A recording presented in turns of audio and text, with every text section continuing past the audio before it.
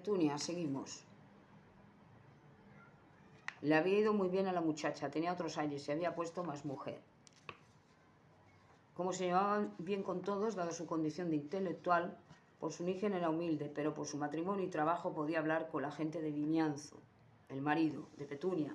Se comentaban también los rumores sobre el alzamiento, pero eran más insistentes y más fiables. Por otro lado estaba el decaimiento de don Sirio, a quienes le trataban porque la huelga y la separación de su mujer, con todo esto lo que llevaba le habían hundido. Seguía viviendo en su casa, pero solo, pues sus hijos se habían de vivir a la capital. Al encontrarse con Petunia casada, le había vuelto loco. Decían que estaba medio ciego, le quedaba poco, era seguro. Tenía otra vez el furor de los jovencitos, pero ninguna quería irse con él ni con dinero. Iban a embargarle todo. Por fortuna estaba en manos de sus hijos. Le echaron de su casa y estuvo rondando con unas pesetas que le quedaban. A La Coruña ya no le quedaban nada por su caída que había provocado que le volvieran la espalda. Petunia contrató a un equipo de limpiadores para acondicionar el palacio y las visitas. Después de tanto tiempo volvió a recibir muerta su tía. El título recaía en el hijo del conde, pero como residía en América y no había aparecido, para todo el mundo la llamaban la condesa.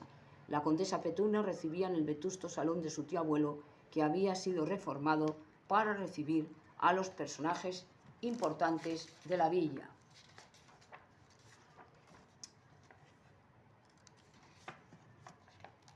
Angelina esperaba la primavera en el vasto salón del Pazo. La familia de Vimianzo se había reducido a 3 miembros únicamente. 2 hijos de la condesa Petunia, entre los que se encontraba Angelina, su única hija, ya heredera del título y tierras, por ser la mayor, aunque el hermano le había disputado el honor y según las leyes la ganó, y un pariente americano venía a conocer su tierra, el nieto del conde de Vimianzo, tío abuelo de ella y tía por tanto de Angelina.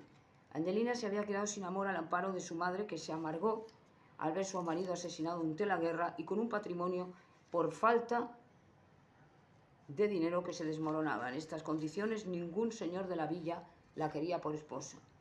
Angelina era bonita, aunque no tan bonita como fue su madre, pues tenía los ojos algo chicos. Aún así, seguía siendo un buen partido, pues a pesar de todo era dueña de un pazo y unas pocas tierras. Era además la hija de un conde, y eso siempre es importante. Pronto hubo pretendientes.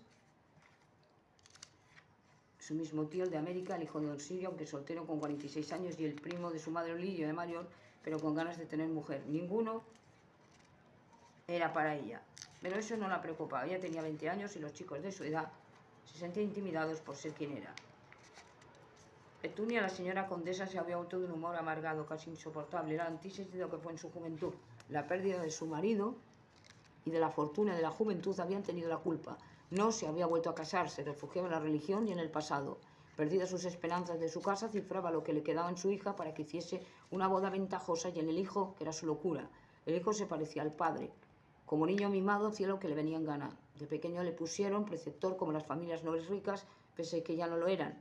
Al llegar a los 18 años se cansó de estudiar y pasaba el día en el casino gastando los duros que le entregaba su madre. El padre debía dinero y no había sabido amoldarse. Se lo llevó toda la trampa. La condesa enfermó y estuvo varios días en su cama. Su hija, aún muy niña, tuvo que hacerse cargo de la casa con la vieja criada que se había quedado en el Pazo por caridad y a la que la condesa, quien conocía de jovencita. La joven Angelina carecía de la educación indispensable de toda señorita de la clase media, lo había aprendido en los libros que llenaba la biblioteca. Vivía en el siglo XIX. Era una romántica cenicienta y tenía poco contacto con la realidad. El jueves se recibía las visitas en el salón. Ese día la condesa mandaba abrir sus puertas y limpiar la casa a fondo. No recibían a mucha gente. El señor magistral, representante de la iglesia, el notario, cuñado de la condesa, el hijo de don Sirio, el primo de la condesa y el tío de América componían la reunión. Las cosas habían cambiado mucho desde el día en que llegó la condesa a la villa. La villa atravesaba entonces uno de esos momentos realmente difíciles políticamente. En el año 1932, ya instalada la República, socialmente Galicia no había adelantado un paso. Seguía habiendo una clara división entre ricos y pobres, entre el pueblo y los burgueses. Ahora, en cambio, en 1956, en plena era franquista, ganada la guerra por las derechas, la villa volvía a su tranquilidad de aldea romántica y federalista. La condesa podía recibir el homenaje a los antiguos, pese a no tener ya dinero, porque Petunia era a sus 45 años una mujer pobre, con 2 hijos y viuda. Esta era la cruda realidad, sin artificio. Todos los demás eran panemas. Su amante don Sirio, el hombre que más había querido después de su marido, estaba encerrado en un manicomio por haber intentado pegar fuego a su casa. Nadie os ha dicho viéndole que aquel hombre fuera antes el amo del pueblo. Tenía casi 70 años y la muerte encima.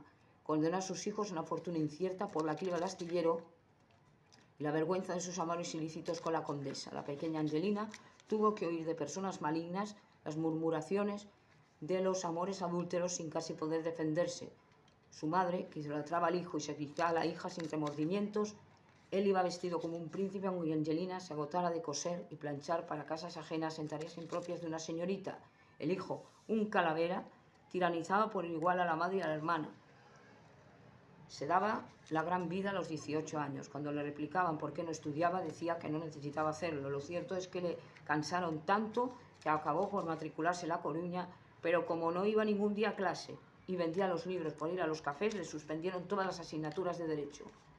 Se matriculó en Santiago con no mejor fortuna, pero como eran solo 4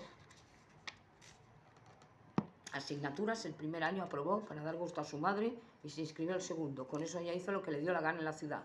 A los 18, casi 19 años, tenía amantes y conocía los lugares más crapulosos de Santiago. Su madre y hermana le creían un gran estudiante porque un compañero les enviaba las notas falsificadas.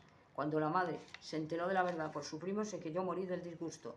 Así que fue a Santiago y habló con el chico. Se encontró hecho un salvaje, pero su primo le enderezó poniéndole a trabajar de pasante en un despacho. El chico se aburría, escribía largas cartas a su madre diciendo que le explotaban y su madre le dio la razón. Al llegar el verano volvió a la villa y se dedicó de lleno a holgazanear. Mientras su hermana era muy agasajada por los 3 pretendientes que tenía. El abogado, el tío de América, el hijo de un sirio que trabajaban en el banco. Su madre quería casarla con el tío, pero este era un hombre viejo de 50 y le era algo repulsivo a la muchacha.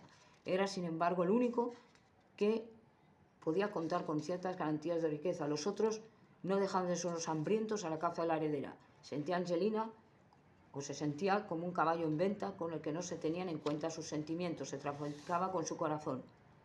Al final del verano y en vista de que no se adelantaba nada, su madre le llevó a La Coruña, donde estaba el despacho de su primo, para que cambiara de aires y conociera a cada uno de los candidatos por separado. Tienes que decidirte. Yo me voy haciendo mayor y lo que queda es para tu hermano. Como yo no puedo dotarte, el tío está muy bien y te conviene, pero es mayor. ¿Y qué? Lo importante es el matrimonio, es la seguridad. A Angelina le gustaba el hijo de un sirio más que nosotros. Era el más joven y simpático y no carecía de atractivo. Siempre se comportaba con cortesía con ella. Hablaba muy bien del banco y se daba mucha importancia. Al final se decidió por el más joven Oriol, el hijo de un sirio, pero su madre no la aprobó. Es un chupatintas. De ninguna manera serás para él que más quisieras. Los novios se veían a escondidas por la noche con la ayuda de una vecina de él y se escribían cartas. Al principio se respetaban hablando de amor, pero la confianza trajo el aburrimiento y un día se besaron. La joven se enamoró perdidamente y decidieron fugarse. Por mala suerte para ellos, la vecina se lo confesó a la condesa, que se puso hecha un basilisco y habló de meter en prisión al empleado. Tenía que ser el hijo de un sirio. El escándalo consiguiente, puesta al día y asesorada legalmente, combinó enviar a la nieta a La Coruña y poniéndola en el primo de la condesa bajo su dirección. Su primo actuó como un padre y maestro severo y la encerró en su casa. Angelina se sentía ahogada en aquella casa. Don Lirio la amonestó un día y, como no le dio resultado, la sedujo sin que ella pudiera defenderse. Angelina habló de denunciarle, pero él se rió. Muchacha, nadie te quererá. Tu novio te deshonró para la gente y tú has querido vengarte. Estoy perdida entonces. No, puedes quedarte conmigo, ya pensaremos en algo, pero eso es inmoral. Si usted no se casa conmigo, primo, verás, mi querida, te atenderé bien. Pénsatelo, Angelina, en tus circunstancias nadie te creerá ya. Eres un fruto sabroso pero averiado y el español es muy macho. Angelina bajó tristemente la cabeza porque ¿qué podía hacer? Con el tiempo la condesa, que la quería feliz, no le importunaba y la joven se iba moldando a esa extraña vida. Un día se encontró con el magistral de la villa, que venía a la capital a hablar con el obispo. Tras una charla muy larga en la que hubo de todo, Angelina se marchó a la villa y se lo confesó a su novio. La madre le perdonó y se casó con el tío, a quien no le importaba cargar con ella. La villa de Vimianzo existe hoy aún, una torre que antaño fue un pazo, el de Vimianzo. Sus moradores casi no salen ni se relacionan con la gente. No tienen relación ni amistades ni riquezas, pero son nobles. Ahí radica la importancia de todo, en el medio. y viven los condes de Vimianzo encima de todo, comportándose como unos señores feudales más arriba que sus vasallos. Barcelona, 3 de febrero de 1996.